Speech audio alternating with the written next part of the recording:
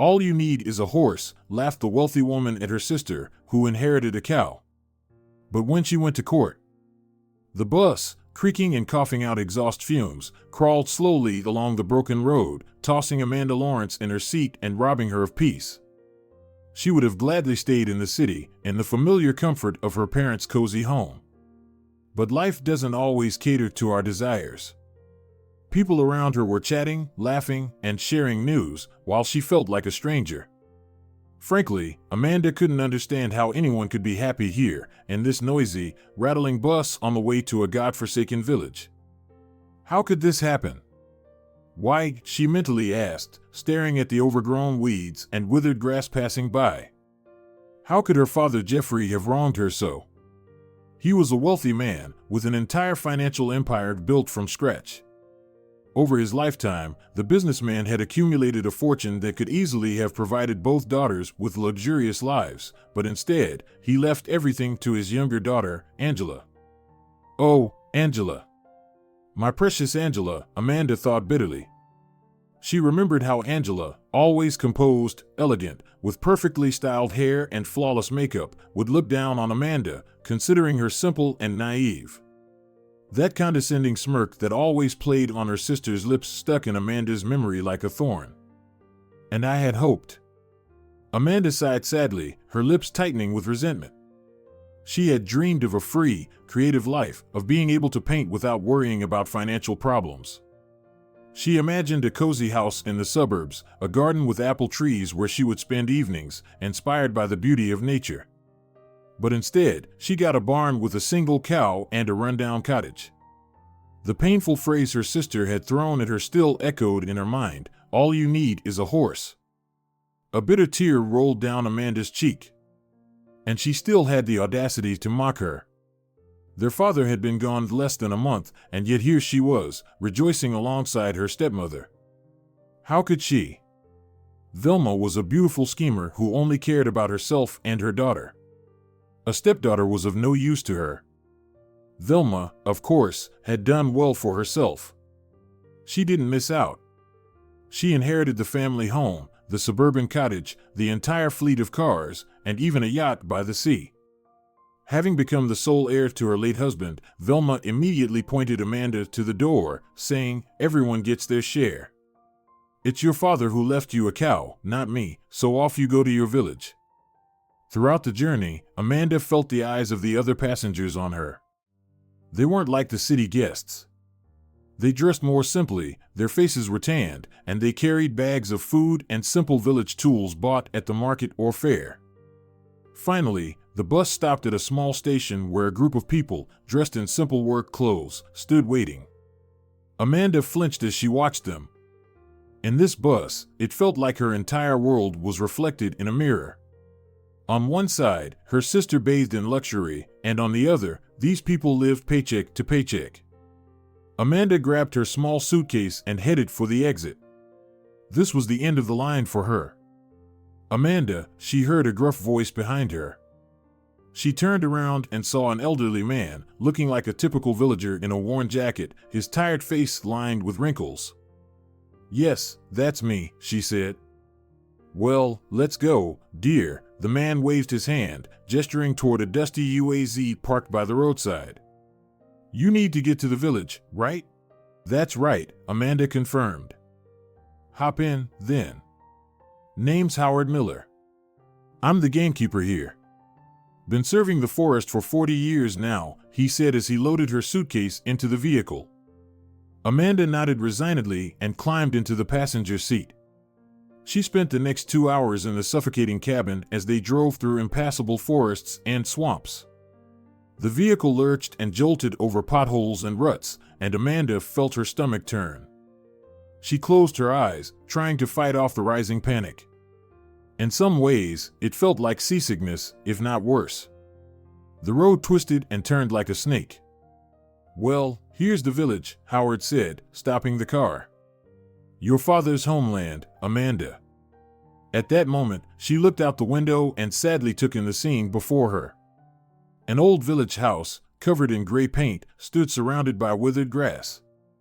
The estate was enclosed by a crooked fence, behind which a brown cow grazed timidly. Amanda stepped out of the car, still unsure if this was really happening to her. The barn's behind the house if you need it, the elderly gamekeeper helpfully pointed out, as if reading her thoughts. There's a little outbuilding too, though it needs fixing. And the cow, she'll feed you with milk and bring in some money if you treat her right. And what am I supposed to do with her? Amanda asked, her voice heavy with defeat. What do you mean? Howard asked, surprised. Sell the milk, make cheese, take it to the city market. You'll have money, and before long, you'll be better off than before. But I don't know how to do any of that, Amanda cried out in despair. You'll learn, Howard chuckled. And now you've got your own house, your own cow, and land. You can live however you want, and no one's your boss. But if you have any questions, go see Carmen Logan, your neighbor. She'll help with the cow and tell you what you need to know. All right, I'll remember, Amanda repeated distractedly. Yes, that's her, Howard nodded affirmatively. See that little house with the blue shutters behind the fence with the wooden gate? That's where she lives. She's raising her grandson Ronald, a good boy, though he can be a bit mischievous sometimes. Ronald's parents died in a geological expedition, so it's just the two of them now. At that moment, a boy of about 6 or 7 peeked out from behind the fence of the house with blue shutters. In his eyes, Amanda saw an indescribable sadness. He stood still, watching her carefully, as if trying to uncover her secret. Hey there, Ronald, Howard called, waving. This is Amanda, your new neighbor. Ronald walked closer, studying Amanda intently. His eyes held no joy or curiosity, just a deep sorrow that seemed to have taken root there. Hello, Ronald, Amanda said, attempting to smile, but the smile felt awkward and unconvincing. She felt uneasy, unsure how to behave in this strange situation. Just then, an elderly woman stepped out of the house. She wore a simple blue dress with a white sweater draped over her shoulders. In her eyes, Amanda noticed the same sadness that Ronald carried. Hello, the woman said, extending her hand. I'm Carmen. Nice to meet you. Pleasure to meet you, Amanda replied, cautiously shaking her hand. Why don't you come in? Carmen offered, her lips curling into a warm smile. I've just brewed some tea. Not wanting to disappoint her new neighbor, Amanda agreed and followed her inside. Howard, however, declined the invitation, citing a pile of work he needed to attend to, and headed back toward the bus. Carmen's house was small but clean and cozy. The kitchen was filled with the comforting smell of freshly baked bread and herbal tea. Please, have a seat, Amanda, Carmen said, placing a cup of tea in front of her guest.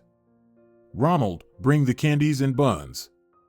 The boy obediently followed her request and returned with a bowl of candy. Amanda declined the pastries, taking a candy instead. You have such a lovely home, she said, glancing at the icons in the corner of the room. And your yard is so well kept. Thank you, Amanda, the hostess replied, stroking the fur of a cat lying by her feet. It's a small house, but we've put our hearts into it. I'm raising my grandson here. Ronald's my only grandchild. But we're managing. He helps me around the house. Smart boy, he understands everything. Does he go to school already? Amanda asked timidly. He'll start this year. But Carmen couldn't continue. Her eyes filled with tears.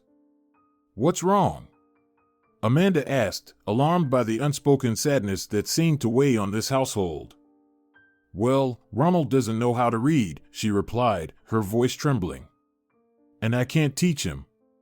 My age, and my eyesight's not what it used to be. But my grandson is starting school soon. Maybe you could find a tutor? Amanda suggested as gently as she could. Where would I find one here? Carmen sighed. All the young folks have moved to the city. It's mostly just us old folks left. Maybe I could help? Amanda offered. You?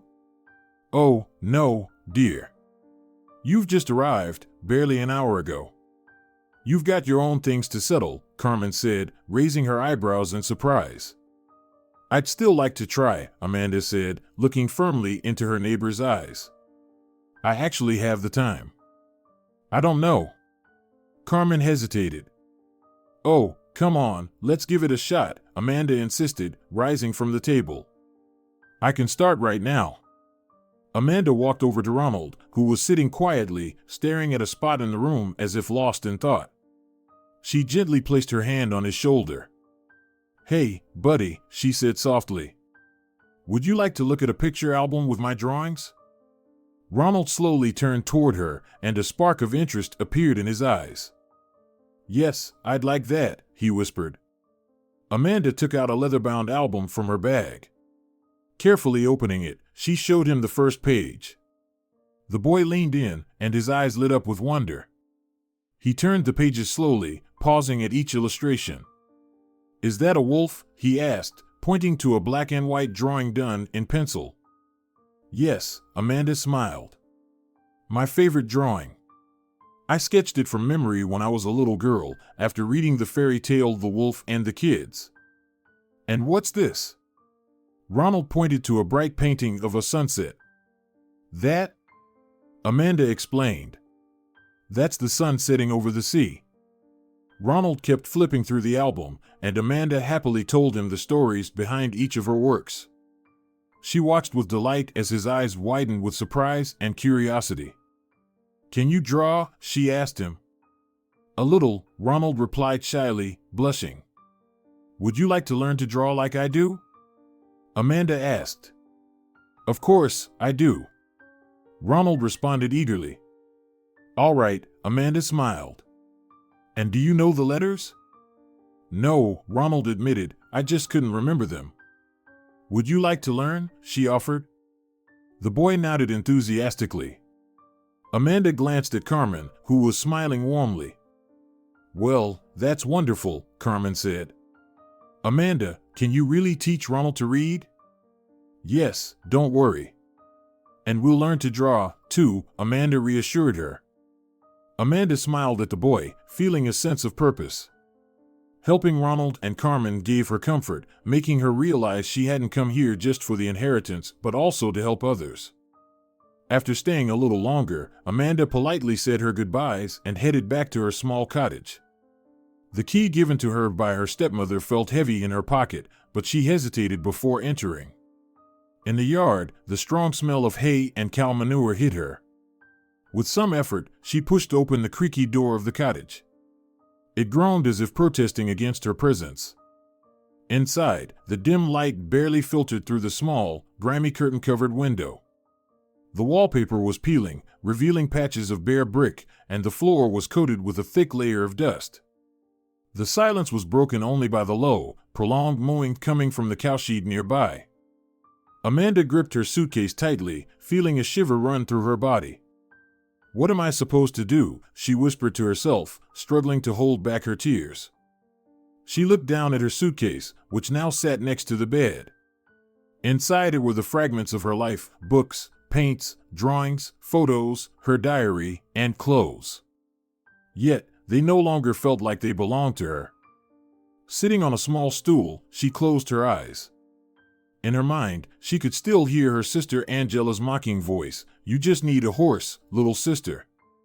Angela, with her smug attitude, had acted as if everything now belonged to her. Amanda, on the other hand, felt like she deserved nothing more than the cow and this shabby cottage. She walked to the window and looked out into the yard. The cow stood idly in the shed, swatting away flies with her tail. Amanda let out a heavy sigh. Everything will be okay, she whispered to herself, but there was no conviction in her voice. She felt abandoned and alone, just like the cow outside, mooing and lazily brushing off the mosquitoes. Gathering her resolve, Amanda walked toward the cowshed. She opened the door, and the cow lifted its head, gazing at her with large, dark eyes. "Hi," Amanda said, gently stroking the cow's back. The cow softly mooed in response, and Amanda smiled. Maybe she wasn't completely alone in this unfamiliar place. Maybe, just maybe, she had at least one friend, her cow. And then there was Carmen and little Ronald, who seemed to trust her already. Deciding to feed the cow, Amanda added some hay to the trough and filled a bucket with water.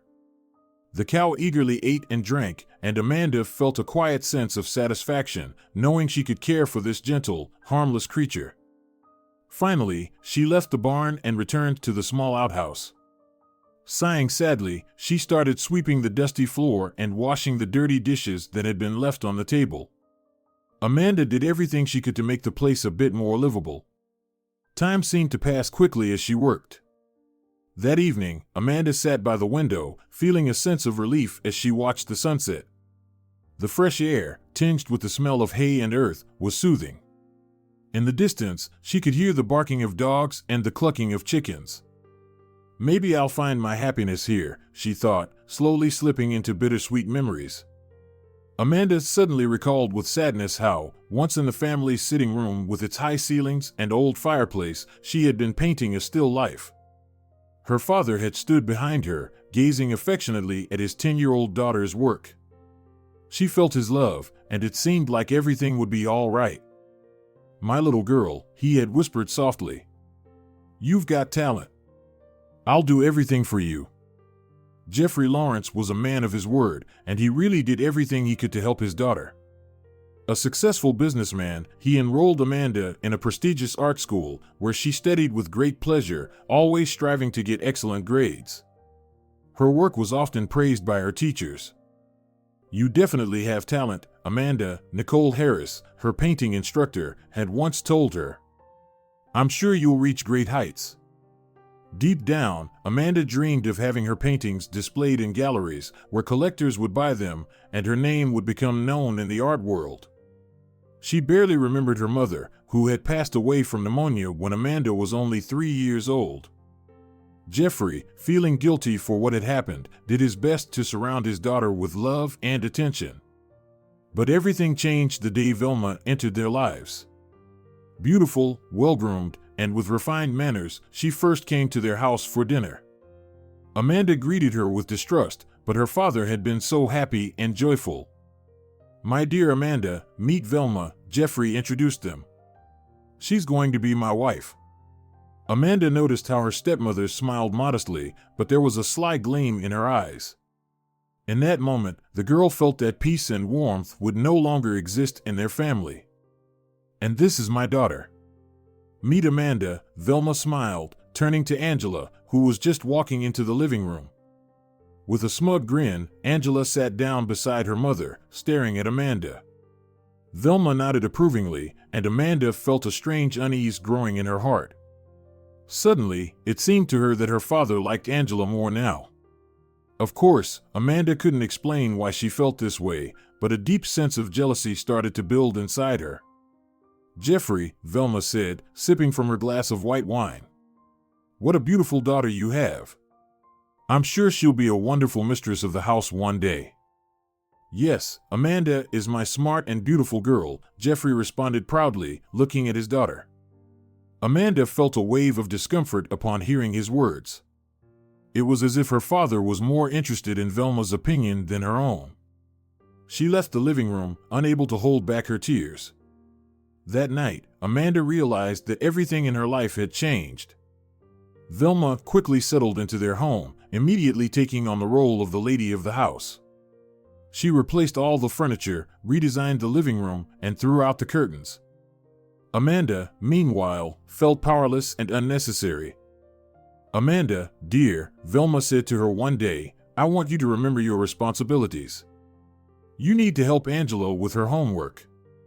After all, you should be a good sister to her."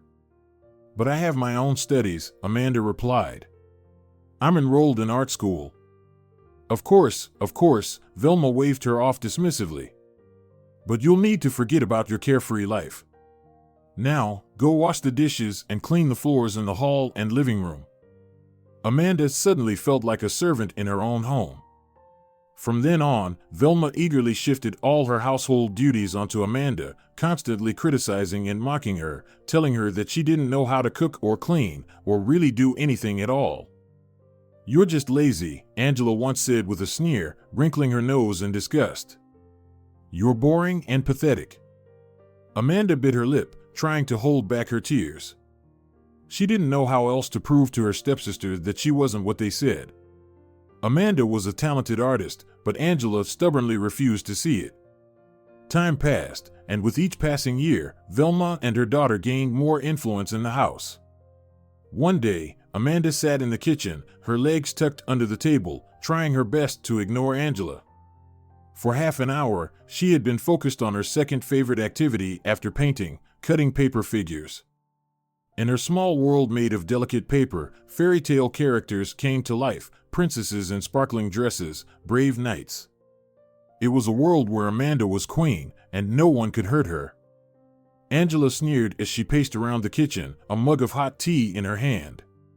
With every step, she deliberately brushed past Amanda, as if emphasizing that she was the true mistress of the house, while Amanda was just a shadow. "Cutting your little paper dolls again?" Angela mocked, casting a sharp glance at her. "You probably don't have enough brains to do something really interesting." Amanda pressed her lips together but didn't respond. She had long grown used to such attacks and tried her best to ignore them.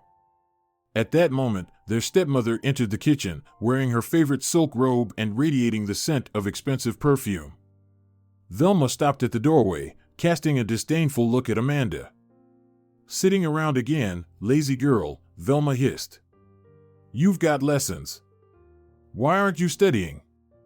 Amanda looked at her stepmother with a sense of dread. Her eyes betrayed a fear she tried to hide, a fear that made her even more vulnerable. "I've already finished them," Amanda whispered timidly. "You need to be more responsible," Velma snapped, her voice laced with anger. "Stop living with your head in the clouds. Always finding excuses. An artist, really?" Amanda's posture wilted immediately. Her pale cheeks flushed as she realized she wouldn't get even a shred of sympathy from her stepmother. She was utterly alone in this house, and her father, Jeffrey, seemed oblivious to it all. He was constantly away on business trips, widening the emotional gap between Amanda and her family. Jeffrey, with his graying temples and the warmth in his eyes, was Amanda's last hope, but he was always far away. Even though he promised over the phone that he'd be home soon, Amanda no longer believed his words. Tension filled the room. Angela, unable to contain herself any longer, lunged at Amanda, grabbing her paper figures and inspecting them with a condescending smile. "Look, Mom, what nonsense," Angela said to Velma as she clenched the paper tightly in her hand. "Where does she even find time for these stupid things?" Amanda tried to pull her paper figures back, but Angela only gripped them harder. "Give them back!" Amanda cried, her voice breaking with tears. "Why do you need this trash?" Angela scoffed, tearing the paper into tiny pieces. "You'll never be able to do anything worthwhile." In that moment, Amanda felt as if her entire world had shattered into the same torn pieces. Her heart ached with despair as everything around her seemed to fall apart. "Angela," Velma finally spoke up, but her voice was cold and indifferent. "That's enough, please." The daughter released the paper and left the kitchen, leaving Amanda with a broken heart and a sense of complete hopelessness. Stepmother sat down on a chair and looked at Amanda. "You need to be strong and stop relying on your father. Take a page from Angela's book and become a queen," she said. Amanda said nothing, just staring at the scattered pieces of paper on the floor. It seemed to her that not long ago, those pieces held all her dreams and hopes. Now, they were nothing but lifeless scraps. That evening, Amanda sat in her room, shutting herself away behind a thin wooden door. She cried silently, trying not to reveal her tears. Her mind was swirling with thoughts of helplessness and loneliness. "Mommy," she whispered, hugging her beloved stuffed toy. "I wish you were here with us again." But her mother was gone. Mary had left their lives, leaving her daughter in a cold and unfamiliar world. Amanda got up from the chair and walked to the window. It was getting dark outside. People hurried past, each absorbed in their own affairs. They seemed happy to Amanda, for they were together, while she remained alone like a sinking ship in a stormy sea. That winter was as cold as her stepmother's soul. Snow lay like a smooth blanket on the ground, and the biting wind cut through to the bone. In that winter, Amanda decided to run away from home. She could no longer endure the humiliation and tyranny of Angela and Velma. At 13, Amanda felt the world had turned into a dull gray-brown painting, and she longed to feel at least a hint of the colors of life, even if it was in the cold, snowy landscape. She put on a warm coat, a hat, and stuffed a bit of money into her pocket. Although she had nowhere to go, she dreamed of escaping from that place, the endless anxiety and fear. Stepping out of the house, Amanda didn't even look back. She walked down the street, unsure of her destination. It seemed her legs were leading her forward into uncertainty, into the cold winter freedom. Suddenly, she saw a river in the distance. Its surface was encased in an icy shell, and crystals of ice glittered on top. Amanda decided to slide down a hill that was on the riverbank. She wanted to distract herself, even if only for a moment, from her heavy thoughts. As she approached the river, Amanda immediately noticed a magnificent ice slide, resembling a giant white elephant.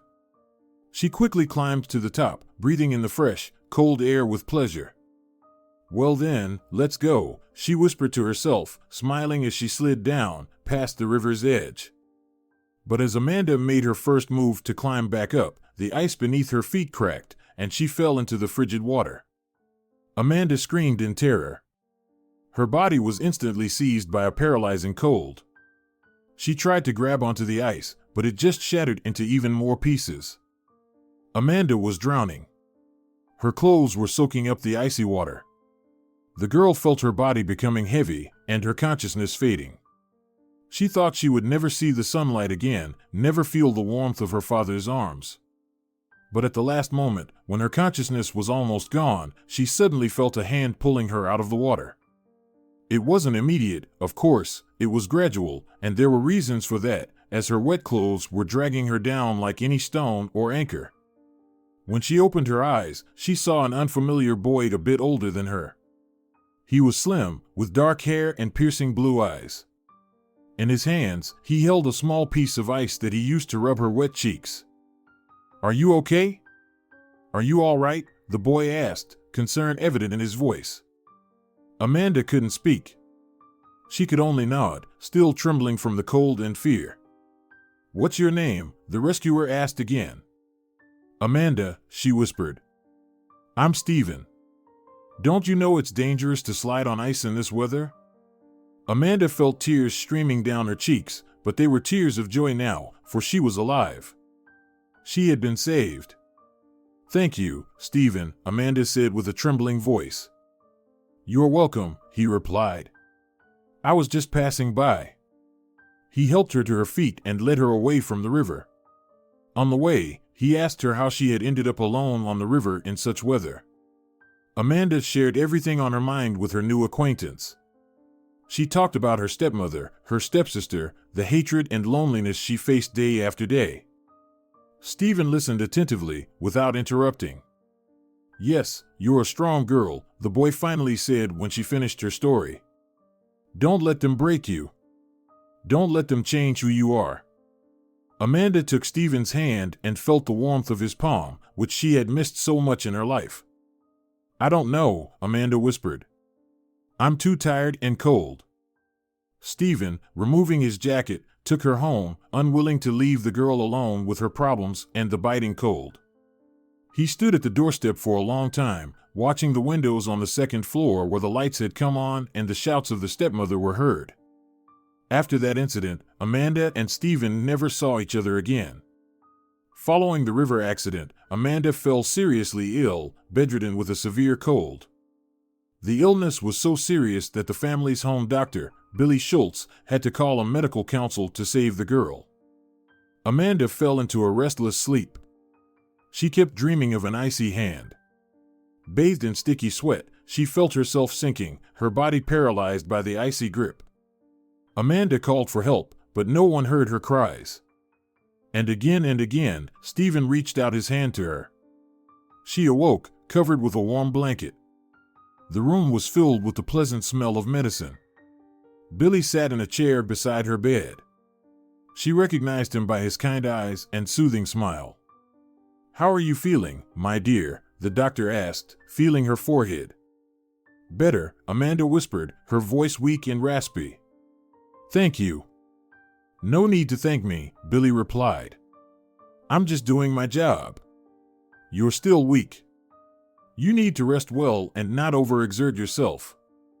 Amanda nodded, closing her eyes to rest a little more. She could hear voices outside the door, whispers, and the sounds of footsteps. It seemed to her that she was at the center of one large medical mystery. In the guest room of the mansion, doctors had gathered. On a low table lay medical files and a stethoscope. At the center stood Andrew Lee, the chief physician of the local hospital. He was highly respected in the medical community, his words always confident. Andrew was reviewing Amanda's data and listening attentively to Billy's report at Jeffrey's personal request.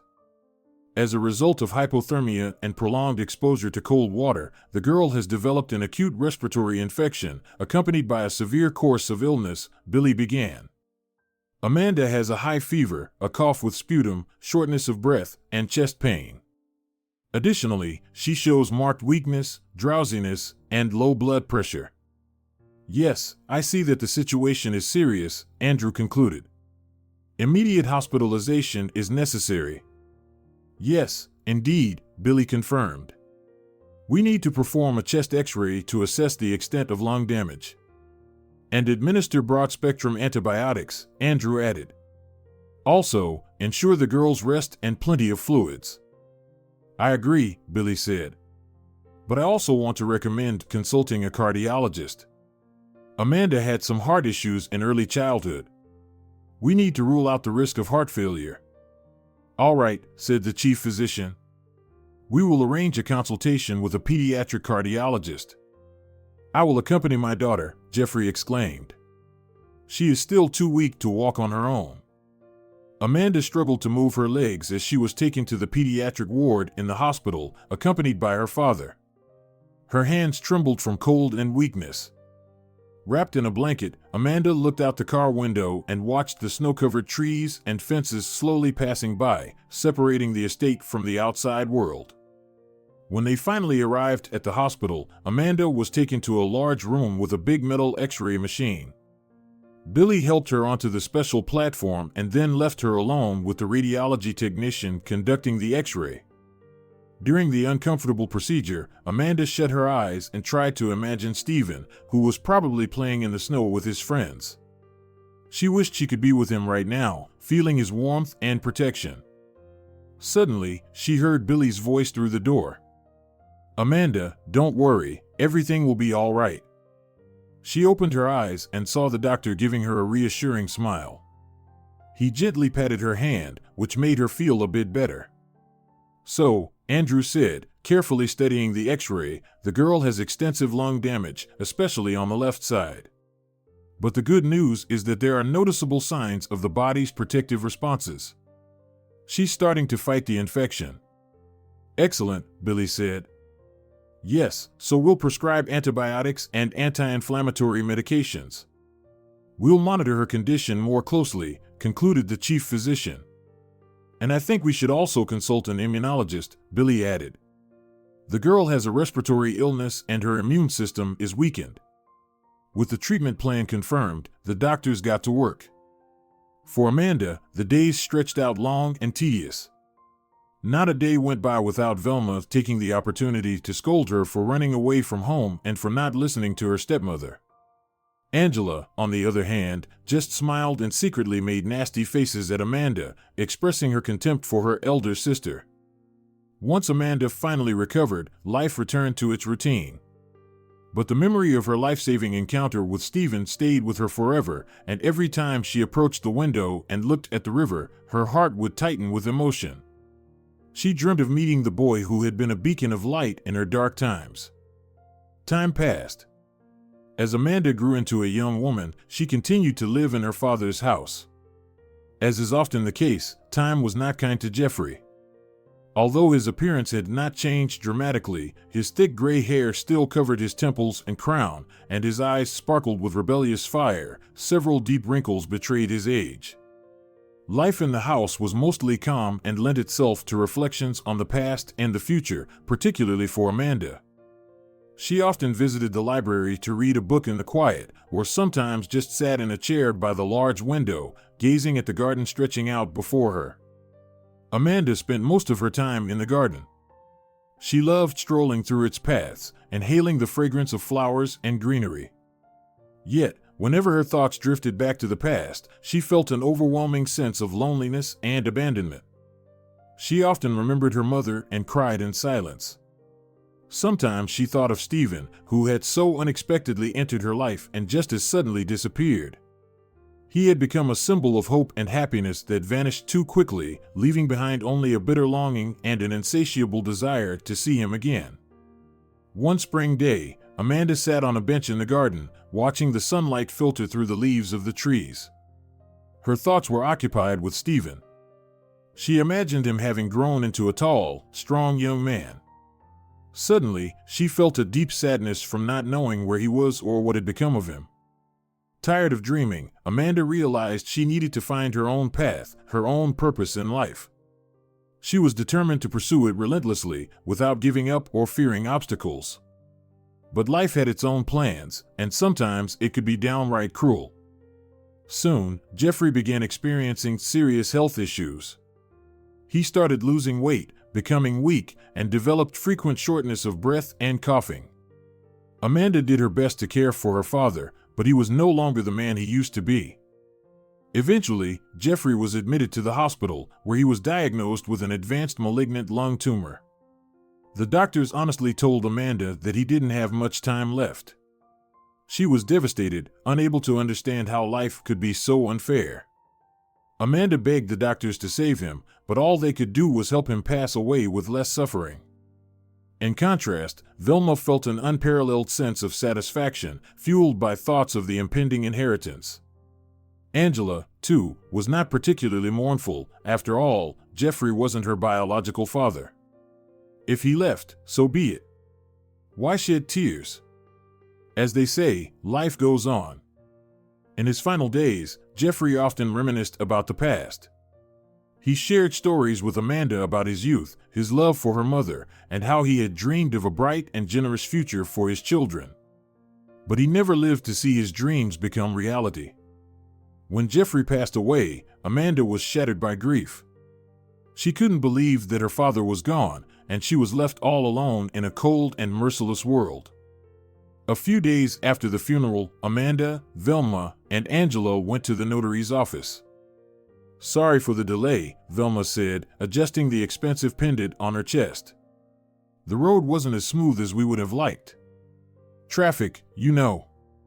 The notary was a man in his 50s with sharp features and cold gray eyes. He kept his eyes on the ledger he was writing in. "I understand," he replied. "Please, have a seat. I was acquainted with your late husband.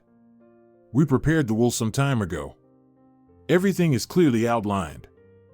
Angela heard the word will and couldn't suppress a smug smile. Amanda, on the other hand, felt as if she were on trial. "Well then," continued the notary, "Jeffrey Lawrence left the majority of his estate to his wife, Velma, and her daughter, Angela. The will specifies a list of real estate, securities, and other assets." Velma nodded with pride, while Angela beamed with happiness, already envisioning herself in luxurious dresses and at glamorous parties. "And what about me?" Amanda asked, her voice trembling with emotion. The notary looked at her with cold eyes and replied, "You, Amanda, have been left a wing of a house in the village, as well as a barn and a cow." Amanda was confused. A wing of a house? But the main inheritance should have gone to me, shouldn't it? "Please, do not escalate the situation," the notary answered. "Your father had his own vision for the distribution of his estate. I am merely the executor of his last wishes." Velma laughed and covered her mouth with her hand. Amanda felt a lump rise in her throat. She couldn't believe that her father could have done this to her. "But it's not fair," she cried out. "I'm his daughter. I was always with him, and now he's left me only a barn." "Well, life is often unfair," the notary retorted. "And we have no right to judge it." Velma rose from her seat and approached her stepdaughter. Amanda, dear, I don't think you should worry so much. Now you have property in the village, a perfect place to escape the city's hustle and bustle. And the cow is a wonderful source of fresh milk. You should be grateful. Amanda recognized the mockery in her stepmother's words, but chose not to respond. Silently, she left the office. Struggling to shake off the unpleasant memories, Amanda turned onto her side and closed her eyes. There was no point in dwelling on sadness when it changed nothing. After all, memories are meant to be remembered, and they come with their share of sorrow. The next morning, she woke up early. The village roosters had done their job, crowing louder than any alarm clock. Amanda set the kettle on the old electric stove and prepared a simple breakfast from the supplies she had brought the day before. After eating, she went to the barn, tossed more hay to the cow, and changed the water in the trough. Then she knocked on Carmen's door, signaling that she hadn't changed her mind about helping with her grandson. Soon, to his grandmother's delight, the boy faced a challenging learning process. Syllable by syllable, letter by letter, Amanda taught him to read with admirable persistence and dedication. She tried to engage Ronald by creating various games and tasks. She showed him pictures and books, read poems, and sang songs. Ronald wasn't always attentive, but he tried hard for himself, Amanda, and of course, his beloved grandmother. Days passed. Amanda visited Carmen's house almost daily, teaching Ronald to read using her own developed method. In turn, the boy progressed slowly but steadily. Amanda made an effort to give her student as much attention as possible, playing with him, reading him stories, and keeping him entertained. It was challenging, but she didn't want to abandon what she had started. Amanda also noticed how Ronald eagerly awaited her visits and lessons. One day, while Amanda was teaching Ronald to read words, Carmen burst into the house. "Amanda," she said urgently, "help me. The cow is sick." "What happened?" Amanda asked, jumping to her feet. "I don't know," Carmen replied. "Everything seemed fine this morning, but now I came in, and she can't stand up. Her legs are weak, and she's lying in the barn." "Don't worry, Carmen," Amanda said. "Let's take a look." Amanda went to the barn. The cow was lying on the straw, hunched over, her eyes closed, and her breathing seemed heavy and labored. "Dear," Amanda said softly, touching the cow's hooves. "What's wrong with you?" The cow responded with a weak moo. Carmen felt the cow's nose. It was hot, indicating a high fever. "What should we do?" Amanda asked. "There's no veterinarian in the village." "Don't be discouraged, I'll try to come up with something." At that moment, the elderly woman remembered how her grandmother used to treat cows with herbal infusions for colds. Carmen began to rub the animal with warm water, gave it an herbal remedy, and placed a hot water bottle on its back. Several hours passed. The cow started to recover slightly, the fever subsided, and she began to get up on her legs. "See," Carmen said with pride, "she's on the mend." "Thank you," Amanda replied. "I don't know what I would have done without you." The neighbor smiled. She was glad to have been able to help such a young and inexperienced girl. That day, Amanda didn't teach Ronald. She sat with Carmen, and together they watched over the cow. The next day, in the barn, Carmen removed the partition, and Amanda tried to learn how to milk the cow. "This is how you do it," Carmen demonstrated. "First, wash your hands and the udder with warm water, then gradually squeeze and pull a little." Ronald stood nearby, gently stroking the cow's side. "She's almost fully recovered," Carmen said. "Let's leave the cow to rest now. I'll show you how to prepare the medicine." "What medicine?" Amanda asked. "Herbal," Carmen replied. "For all kinds of ailments." They went inside, and Carmen began to explain the various herbs that grew in the surrounding countryside and how to use them to treat both people and animals. Amanda listened with interest, eager to learn about these unusual methods. "And how do you know all this?" Amanda asked. "From my grandmother, Jill Dixon," Carmen said. "She was a renowned herbalist." Amanda smiled. At that moment, she realized that Carmen was truly a gifted healer, especially when it came to animals. A week passed. During this time, the cow fully recovered. Ronald, having made good progress in reading, returned to his games. He built sandcastles on the lawn, chased butterflies through the fields, and fished in the pond.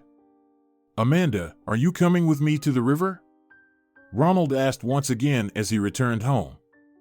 "Of course I will," she replied. "Just wait, I need to put the kettle on." "Can I go by myself?" Ronald asked. "I'm big now." "Just remember to ask Grandma for permission," Amanda said.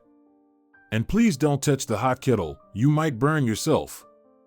"Okay," Ronald said and ran to Carmen. Amanda smiled. The boy was growing up quickly, and she was genuinely happy for him. Ronald had a kind heart and a cheerful disposition. "Just don't forget about safety," Amanda said. "And the rules for being around water. Before you go swimming, always ask me or Grandma. Don't dive into unknown areas or swim without adult supervision, okay?" "Yes, Amanda," Ronald said. "I understand." "Well then, let's go," she said. "And don't forget all the necessary things: towel, swimsuit, and slippers." Ronald quickly gathered all his things and ran towards the river. Amanda followed him, watching as the boy ran with a smile on her face. She enjoyed seeing him so happy and carefree. They reached the river, and Ronald immediately darted towards the water, but Amanda stopped him. "Hold on a minute, buddy," she said. "First, we need to check the area where you're going to swim." "But what's there to check?" he asked. "It's just a river." "We need to make sure there are no deep holes or strong currents," Amanda replied. "And that there are no sharp objects that could hurt you." The boy sighed sadly. He was eager to swim in the cool water, but he understood that Aunt Amanda was saying the right things. "Okay, let's check it out." They walked along the riverbank. Amanda made sure that the swimming area was safe. "All right, now it's safe to swim," she said. "Just please don't swim too far and don't stay in one spot for too long. You could get chilled." Ronald immediately jumped into the water and started swimming. Amanda watched him with a smile. The boy swam well. He had learned how to swim a long time ago and was never afraid of the water. "Amanda, why aren't you swimming?" Ronald asked. "Don't you want to?" "I do want to," she replied. "I'll keep an eye on you for now, and then I'll swim." "Okay," Ronald said. He swam around, throwing pebbles into the water and having a great time. Amanda remained on the shore, keeping watch. Suddenly, she heard shouting. Ronald heard it too and quickly jumped out of the water, running towards the source of the noise. "Amanda, hurry," he shouted, pointing to the river. Amanda immediately spotted a girl struggling in the water, unable to get out. She was far from the shore, and the strong current was pulling her further away. "Ronald, stay here," Amanda shouted and dashed into the water. She quickly swam to the girl and grabbed her by the hand. The child, around 10 years old, was panicking and clinging to Amanda, making it hard for her to swim. "Hold on, calm down," Amanda exclaimed. "I'll help you." With all her strength and determination, Amanda swam towards the shore, pulling the girl along. Ronald ran along the bank, shouting and waving his arms. Finally, Amanda and the girl reached the shore. The little girl was coughing and crying, but she was alive. "Thank you, Auntie," the girl sobbed. "You saved me. I was floating on a mattress, but the wave overturned it." "It's nothing, dear," Amanda said, relieved. "The important thing is that you're okay." A small crowd had gathered on the shore, including the girl's father, a tall, thin man with sad eyes. He rushed to his daughter and embraced her. "Tina, are you all right?" he asked, his voice trembling with concern. "Yes, Dad, I'm fine," she replied. "Thank God." "Who saved you?" the father asked. "That lady over there," Tina said, pointing to Amanda. "She pulled me out of the water." The father turned to Amanda. Thank you so much. You saved my daughter. It was nothing, Amanda replied. I just did what I could. Suddenly, the young man's face looked familiar to Amanda. Could it be him? What's your name? The father of Tina asked, clearly feeling the same sense of recognition as Amanda. Amanda, she answered. Amanda, he repeated, savoring the name. I'm Stephen. Thank you again. At that moment, Amanda's heart raced. She hadn't seen Stephen for so many years, but he seemed unchanged, still smiling, still handsome, though older. Stephen, is it really you? Amanda asked, stepping closer. He looked up and smiled. How did you end up here? I live in the village now, Amanda said. And you? I came here to relax in nature. I've been a widower for 3 years. I work in the city, Stephen replied. As a lawyer. A lawyer? Amanda asked, puzzled. Yes, indeed. What's so surprising about that? Stephen said with a smile. I specialize in family law. At that moment, Amanda realized that perhaps fate had finally decided to smile upon her. But she didn't rush into the main topic right away. They chatted for about half an hour about everything and nothing. Stephen, Amanda finally said. Can you help me with something? Of course. What's wrong? He asked, pulling his daughter closer with concern. Amanda remained silent for a moment, then took Stephen aside and shared her grief with him, her father's passing, the will, and her thoughts on how the inheritance might be divided more fairly. Meanwhile, Ronald and Tina busied themselves building sandcastles and collecting pebbles on the shore. Stephen listened patiently, not interrupting, and when Amanda finished, he said, I'll help you. I believe we can find a solution that will work for everyone. Amanda smiled, feeling reassured that she was no longer alone. Stephen indeed made a significant difference. He meticulously examined the will, consulted with colleagues, and devised a plan. Stephen decided to challenge the will on the grounds that it had been influenced by Velma and Angela. He believed that Jeffrey never intended to divide the inheritance in such an unfair manner and had been coerced into doing so. Stephen gathered the necessary documents and filed a lawsuit. After a brief legal battle, Stephen presented his evidence. The court and media became embroiled in a fierce struggle. Velma and Angela, repeatedly visiting Amanda in the rural backwater, spread malicious rumors about her and her father. In their desperation, the spiteful pair labeled Amanda as a failure trying to steal their inheritance. But Stephen was determined to fight to the end. The experienced lawyer knew the truth was on Amanda's side. Soon, he presented testimony from close friends of Jeffrey who confirmed his claims that the businessman never intended for the inheritance to be divided so unfairly. In the end, the court ruled in Amanda's favor. The judge acknowledged that the will had been made under undue influence and declared it invalid. Amanda was overjoyed. She had finally achieved justice. She also knew she was not alone anymore, for life had smiled upon her at 32, bringing her together with Stephen, who would become her husband. And what more could one need for happiness than a loving family, with Carmen and Ronald, and of course, the cow? How could she forget the cow? If you enjoyed the story, please support it with a like and a comment. All the best to you.